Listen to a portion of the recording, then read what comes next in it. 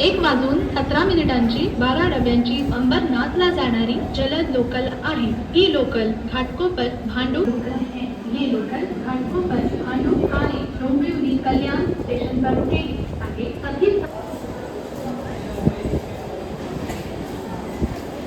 लॉकला जाणारी ही लोकल आहे। प्लेटफॉर्म क्रमांक 1 की लोकल 1:58 की अंतर्गाम जाने वाला